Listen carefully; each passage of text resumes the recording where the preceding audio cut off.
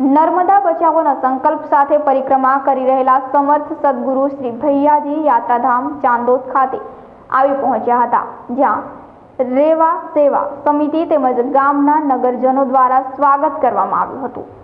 ડભોઈ તાલુકાના યાત્રાધામ ચાંદોદ ખાતે સતત 421 દિવસથી પાણી નર્મદા બચાવનાર સંકલ્પ સાથે પરિક્રમા કરેલ समर्थ सदगुरु श्री भैयाजी यात्राधाम चांदोदना नर्मदा किनारे આવી પહોંચ્યા હતા। તેઓએ નર્મદા નદી શુદ્ધ રહે તેના વિશે માર્ગદર્શન પૂરું પાડ્યું હતું અને નર્મદા માતાજીની દિવ્ય આરતીનો લાભ પણ લીધો હતો। અમરકંટકના પહાડોમાંથી ખડખડ વહેતી અને ભરૂચના દરિયાને મળતી પતિત પાવની નર્મદાજીની વર્તમાન દયનીય પરિસ્થિતિ નિહાળીને નર્મદા પ્રદૂષણ મુક્ત રહે તે અર્થે प्रकृति उपासक समर्थ सदगुरु श्री भैयाजी नर्मदाने बचाववाना अभियान साथे अन्न आहारनो त्याग करीने मात्र नर्मदा नदीनुं जळ ग्रहण करे छे अने सतत 421 दिवसथी नर्मदा किनाराना नाना मोटा गाममां परिक्रमा करे छे अने गाममां नगरजनोने नर्मदाना नदीमां स्वच्छता रहे ते माटे जनजागृति माटे अनुरोध पण करी रह्या छे।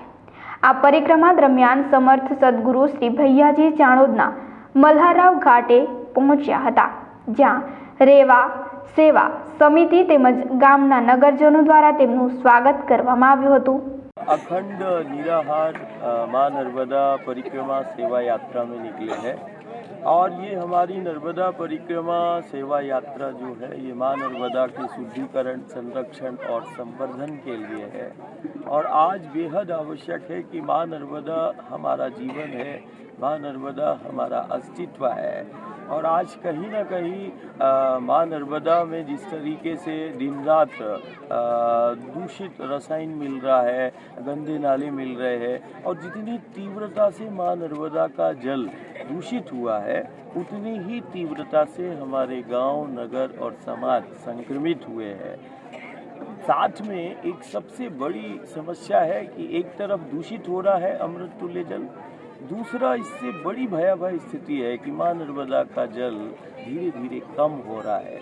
उसके पीछे कारण ये है कि माँ नर्मदा का जल स्तर भी विगत 1 दशक से कम हुआ है और हम ये देख रहे हैं कि जब माँ का आंचल भरा रहता था आज माँ के आंचल ठंड में सूने हुए हैं। नर्मदा का जो प्राण क्षेत्र है वो हरित क्षेत्र है, वो पेड़ पौधे हैं।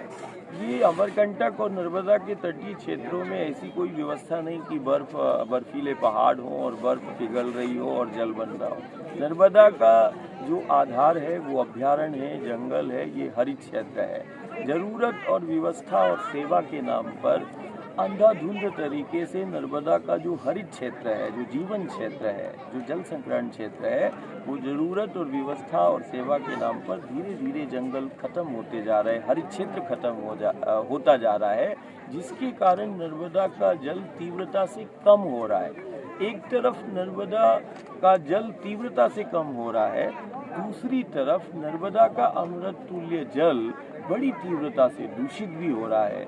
और ये नर्मदा सेवा यात्रा, ये नर्मदा परिक्रमा हम विगत 400 दिनों से बिना अन्न आहार के निराहार अखंड कि जब तक हमारा जीवन है और इस द्वार और इस पथ की सेवा के लिए निकले हैं और आज नर्मदा के शुद्धिकरण और संरक्षण संवर्धन के लिए हम सत्य का आग्रह गांव-गांव से कर रहे हैं।